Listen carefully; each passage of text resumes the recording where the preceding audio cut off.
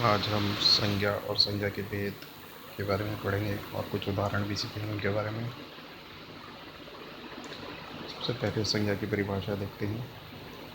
संज्ञा की परिभाषा है किसी भी व्यक्ति, वस्तु, जाति, भाव या स्थान के नाम को ही संज्ञा कहते हैं। जैसे मनुष्य, जाति, अमेरिका, भारत, स्थान, बचपन, मिठास, भाव, किताब, टेबल, वस्तु आदि। संज्ञा के भेद। संज्ञा के 5 भेद होते हैं। व्यक्तिवाचक संज्ञा, भाववाचक संज्ञा, जातिवाचक संज्ञा, द्रव्यवाचक संज्ञा, समूहवाचक या समुदायवाचक संज्ञा। व्यक्तिवाचक संज्ञा की परिभाषा है जो शब्द केवल एक व्यक्ति, वस्तु या स्थान का बोध कराते हैं उन शब्दों को व्यक्तिवाचक संज्ञा कहते हैं। जैसे भारत, चीन, स्थान। किताब, साइकिल, वस्तु। सुरेश, रमेश, महात्मा गांधी, व्यक्ति आदि। व्यक्तिवाचक संज्ञा के उदाहरण। एग्जाम्पल, रमेश बाहर खेल रहा है में रमेश व्यक्तिवाचक संज्ञा है। महेंद्र सिंह धोनी क्रिकेट खेलते हैं में महेंद्र सिंह धोनी व्यक्तिवाचक संज्ञा है। मैं भारत में रहता हूँ, भारत व्यक्तिवाचक संज्ञा है स्थान में। महाभारत एक महान ग्रंथ है, महाभारत वस्तु। अमिताभ बच्चन कलाकार हैं, अमिताभ बच्चन व्यक्ति। ऊपर दिए वाक्यों में रमेश, महेंद्र सिंह धोनी, भारत, महाभारत, अमिताभ बच्चन संज्ञा शब्द कहलाएंगे क्योंकि ये शब्द किसी विशेष व्यक्ति, वस्तु या स्थान का बोध कराते हैं। अब जातिवाचक संज्ञा देखते हैं।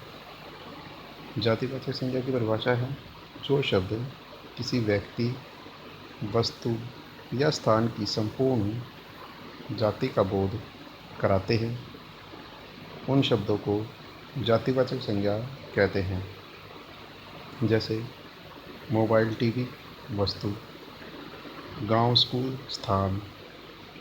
आदमी, जानवर, प्राणी आदि। जातिवाचक संज्ञा के अन्य उदाहरण।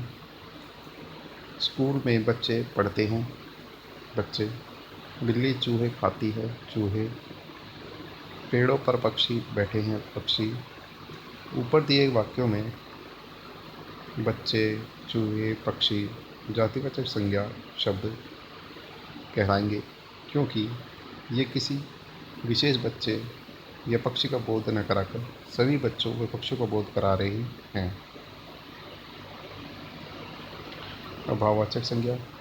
भाववाचक संज्ञा जो शब्द किसी चीज़ या पदार्थ की अवस्था, दशा या भाव का बोध कराते हैं उन शब्दों को भाववाचक संज्ञा कहते हैं। जैसे बचपन, बुढ़ापा, मोटापा, मिठास आदि भाववाचक संज्ञा के उदाहरण हैं। भाववाचक संज्ञा के उदाहरण देखिए, ज़्यादा दौड़ने से मुझे थकान हो जाती है, थकान भाववाचक संज्ञा है। लगातार परिश्रम करने से सफलता मिलेगी, सफलता। ऊपर दिए गए वाक्यों में थकान से थकने का भाव व सफलता से सफल होने का भाव व्यक्त हो रहा है, इसीलिए ये भाववाचक संज्ञा शब्द हैं। द्रव्यवाचक संज्ञा जो शब्द किसी धातु या द्रव्य का बोध कराते हैं द्रव्यवाचक संज्ञा कहलाते हैं। जैसे कोयला, पानी, तेल, घी आदि। द्रव्यवाचक संज्ञा के उदाहरण। मेरे पास सोने के आभूषण हैं, सोने। 1 किलो तेल लेकर आओ, तेल। मुझे दाल पसंद है, दाल। ऊपर दिए वाक्य में सोने, तेल, दाल शब्दों से किसी द्रव्य का बोध हो रहा है, इसीलिए क्या है, द्रव्यवाचक संज्ञा कहलाते हैं। समुदायवाचक संज्ञा जिन संज्ञा शब्दों से किसी भी व्यक्ति या वस्तु के समय का बोध, समूह का बोध होता है उन शब्दों को समूहवाचक या समुदायवाचक संज्ञा कहते हैं। जैसे भीड़, पुस्तकालय, झुंड, सेना आदि। समुदायवाचक संज्ञा के उदाहरण: भारतीय सेना दुनिया की सबसे बड़ी सेना है। सेना। कल बस स्टैंड पर भीड़ जमा हो गई। भीड़। मेरे परिवार में 4 सदस्य हैं। परिवार।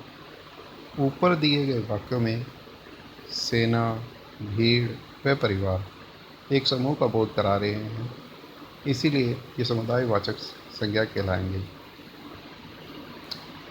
धन्यवाद।